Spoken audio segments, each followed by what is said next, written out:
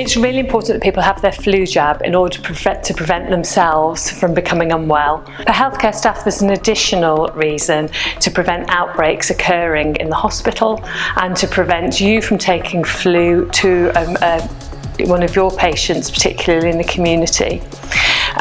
Outbreaks of flu in the hospital stop services from running efficiently and prevent new admissions coming in that need those beds. In the community, often transmitting flu to a patient will result in that patient potentially needing one of those hospital beds due to a nasty chest infection. The main preventative treatment for flu is to have the flu vaccination. Home remedies, things that are sold over the counter don't really help prevent getting flu. Anyone can get the flu. You can be healthy, you can have a chronic condition already. The most important thing is that we all have the flu vaccine. Australia's had a particularly bad flu year, which concerns us because often what Australia sees in their winter then moves around the globe until it becomes our winter. So we very much look to them to see how flu has behaved in their year.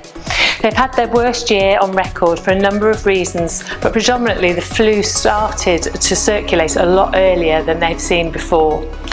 The age groups that affected especially were the 5 to 9-year-olds and the over 80s, where in these groups they had increased hospital admissions due to chest infection. One of the stories that's been in the newspapers is that the flu vaccine didn't work in Australia. However, reading their public health reports, the strains that were in the vaccine were predominantly the same strains that were circulating in the general public in Australia.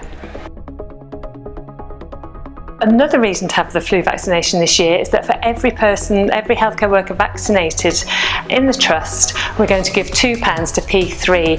P3 works a lot with the hospital. It helps to assist the discharge of people that otherwise would have nowhere to go other than the streets.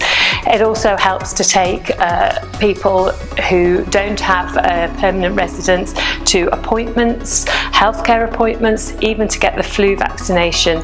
We've worked in partnership with the Royal Wolverhampton Trust for around 4 years now because we do operate a hospital discharge service. So we work with people and the Trust to ensure that people are not discharged onto the streets. I was admitted to New Cross Hospital in July of last year. I was in for quite a substantial time.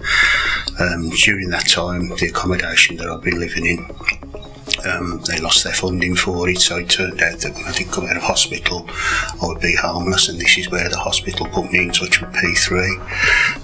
P3 worked with the hospital to oversee my discharge and to ensure that when I was discharged from hospital I had a safe place to go, to live, and I've been with P3 now for just over 12 months, and they've been absolutely fantastic. I went initially to a hostel.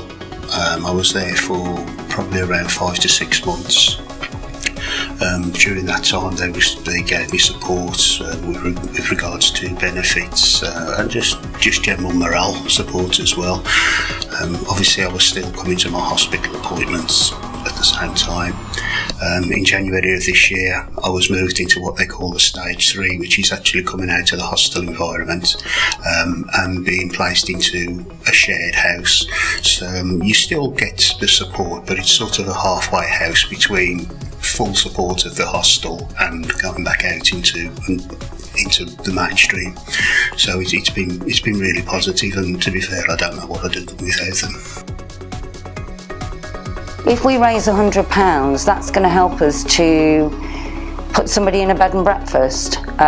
So usually on a Friday afternoon, 5:15, nowhere else is open, a female will come to the front door and we've got nowhere to put this person and keep her safe. So that £100 might pay for a bed and breakfast. £500 could actually help us to look at white goods for somebody if they're moving into their own home because they've got nothing, not even a mattress to sleep on. If we could reach that huge gift we could then develop a mobile resource bus, and that will mean that we could go out in the night and we could make base with people and help them, give them somewhere safe to be until we can look at accommodation the next morning. So for us it's absolutely vital, and we're so grateful for people to grab hold of this initiative and get the flu jab, because it really is going to make a difference. So staff can get the flu vaccination in a number of ways. If you work in a clinical area, we've trained over 100 peer vaccinators this year. These are people working in the clinical areas, your colleagues, that are trained to give staff the vaccination, and they have the authority to do that. So they'll come to you. If you work in a corporate area or an area which doesn't have a peer vaccinator because it's not clinical, then occupational health or infection prevention nurses will come to you. The last thing is, if you've been off or off sick for a while or had some annual leave and you've missed the event in your area, then occupational health will be running drop-in sessions throughout the campaign.